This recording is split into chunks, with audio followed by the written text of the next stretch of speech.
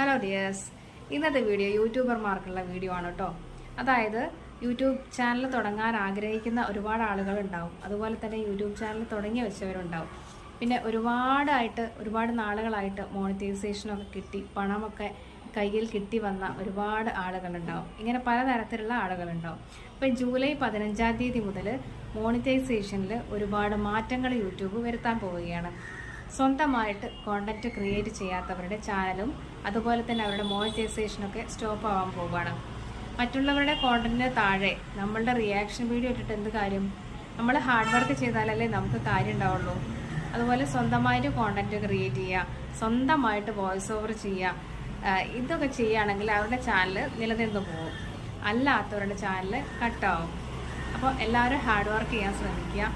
പിന്നെ മറ്റുള്ളവരുടെ വീഡിയോസോ അല്ലെങ്കിൽ വെബ്സൈറ്റിൽ നിന്നൊക്കെ എടുത്തിട്ട് നമ്മൾ കോപ്പി ചെയ്ത് പേസ്റ്റ് ചെയ്തിട്ടൊന്നും ഒരു കാര്യമില്ല. അതുപോലെ തന്നെ സ്ലൈഡ്സ് ഫോട്ടോ ചെയ്തിട്ട് വെറുതെ മ്യൂസിക് കൊടുത്തിട്ടും കാര്യമൊന്നുമില്ല.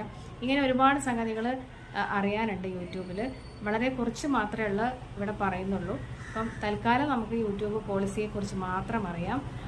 ജൂലൈ 15 ഓർമ്മിച്ചോളൂ. നിങ്ങളുടെ വീഡിയോസിൽ ജസ്റ്റ് ഒന്ന് റിവ്യൂ ചെയ്യുക. റിവ്യൂ ചെയ്തിട്ട് വീഡിയോസിൽ ഏതെങ്കിലും നിങ്ങളുടേതല്ലാത്ത ഉണ്ടെങ്കിൽ ഉടൻ തന്നെ നിങ്ങൾ ഡിലീറ്റ് ചെയ്യുക. അല്ലെങ്കിൽ പിന്നീട് നിങ്ങൾ അപ്പീൽ കൊടുക്കുമ്പോഴത്തേക്കും ഒരുപാട് ടൈം ആവും. നമുക്ക് ഭാവിയിൽ യൂട്യൂബ് ചാനൽ കിട്ടുമോ തന്നെ ഉറപ്പില്ല. അപ്പോൾ ഈ ഒരു വീഡിയോസ് നിങ്ങൾക്ക് യൂസ്ഫുൾ ആയിട്ടുണ്ടെങ്കിൽ തീർച്ചയായിട്ടും ലൈക്ക് ചെയ്യാം.